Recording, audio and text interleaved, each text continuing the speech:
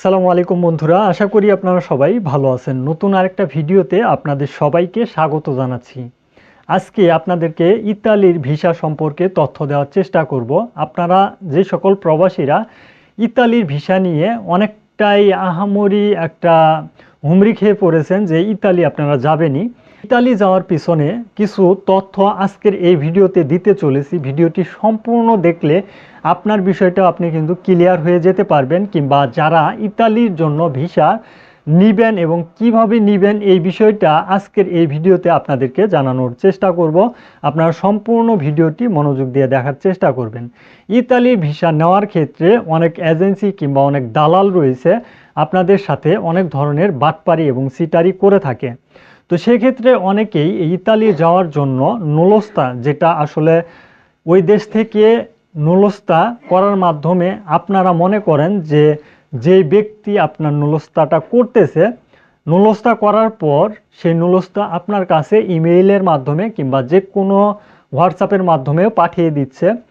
এটা কিন্তু অনলাইনে চেক করার মতো কোনো সিস্টেম নেই, মানে নুলস্তাটা আপনি অনলাইনে কোনোভাবেই চেক করতে পারবেন না। সেক্ষেত্রে এজেন্সি কিংবা বিভিন্ন ধরনের দালাল রয়েছে, আপনাদেরকে যারা ইতালি নিয়ে যাবে সেই দালালরা আপনাদের কাছে যে নুলস্তাটা পাঠায় সেটা আপনারা মনে করেন সত্য নুলস্তা আপনাদের কাছে পাঠিয়েছে। এই বর্তমান সময়ে 2024 সালে যতগুলো নুলস্তা এই বাইরের দেশ থেকে আসছে, মানে ইতালি থেকে আসছে, তার মধ্যে 30% নুলস্তা রয়েছে যেগুলো আসলে আসল নুলস্তা, আর 70% নুলস্তা কিন্তু ভুয়া, মানে এগুলো বানিয়ে আপনাদের কাছে কিন্তু পাঠিয়েছে। তো অবশ্যই এই যে দালালের বাটপারি এবং এজেন্সির বাটপারির ফাঁদে কিন্তু অনেক প্রবাসীরাই পড়ে যান। আর এই নুলস্তা আপনার হাত পর্যন্ত ভুয়া আসুক এবং সঠিক নুলস্তা আসুক, যেটাই আসুক না কেন, দুইটার মধ্যেই কিন্তু আপনার যে ব্যক্তিগত খরচ এটা কিন্তু হয়েছে। যারা অরিজিনালি পেয়ে গেছেন তারা তো অবশ্যই ইতালির ভিসা হওয়ার ক্ষেত্রে আপনাদের আর কোনো ধরনের বাধা নেই, কিন্তু যারা এই অরিজিনাল নুলস্তা পাননি তাদের ক্ষেত্রে কিন্তু অবশ্যই ইতালি যাওয়ার জন্য যে বাধা, সে বাধা কিন্তু অবশ্যই রয়েছে। আর এই বাধা অতিক্রম করতে গেলে আপনাদেরকে যে 10-15 লাখ টাকা এটা কিন্তু খরচ হচ্ছে। এখন এই টাকার মায়াতে আপনারা ভাবতেছেন যে না, যেভাবে হোক আপনাকে ইতালিতে যেতেই হবে। তখন কি করেন, দালালের কাছে কিংবা এজেন্সির কাছে টাকা পয়সা জমা দেন।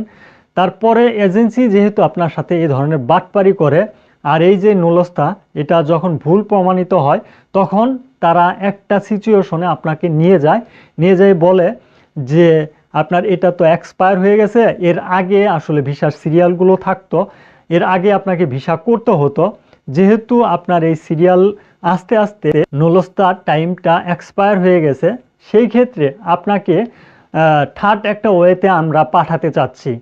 এখন আপনি যদি ওইভাবে যেতে চান তাহলে যাবেন, আর যদি না যেতে চান সেক্ষেত্রে আপনি যেই টাকাগুলো জমা দিয়েছেন এটা ফেরত যোগ্য না, কারণ এই টাকা আমরা ইতিমধ্যে ইতালিতে পাঠিয়ে দিয়েছি আপনার নুলস্তা নেওয়ার জন্য।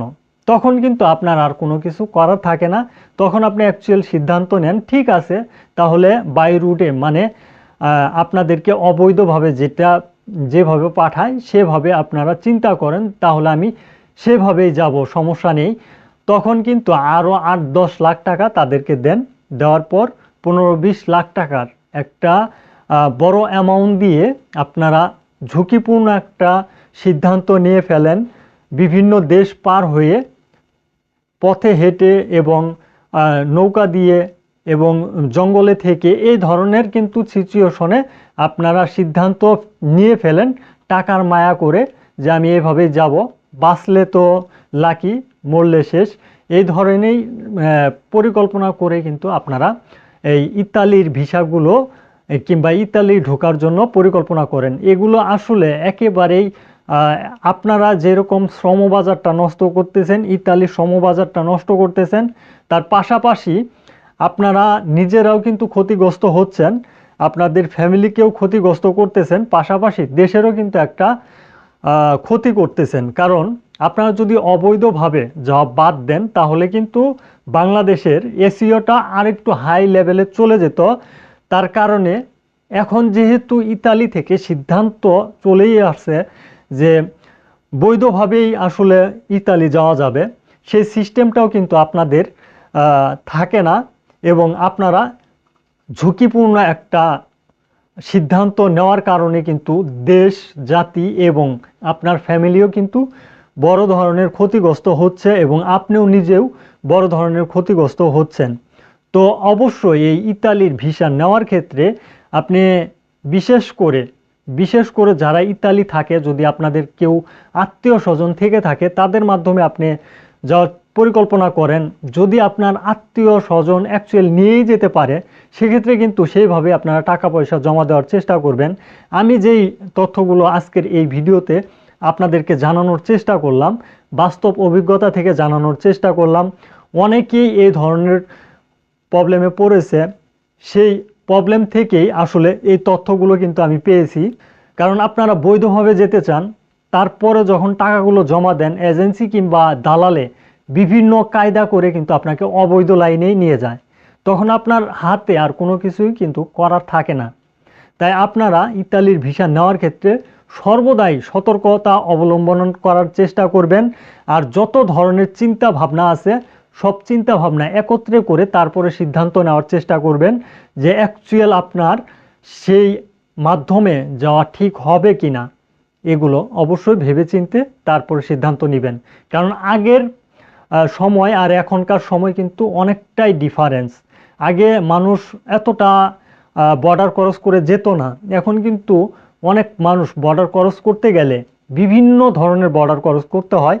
সেই বর্ডারগুলো ক্রস করতে গেলে অনেকের কিন্তু অনাকাঙ্ক্ষিতভাবে দুর্ঘটনা ঘটে যায়, যেটা আসলে আমাদের প্রত্যেকটা ফ্যামিলি কিংবা প্রত্যেকটা প্রবাস জগতের জন্য অনেকটাই দুঃখজনক ব্যাপার।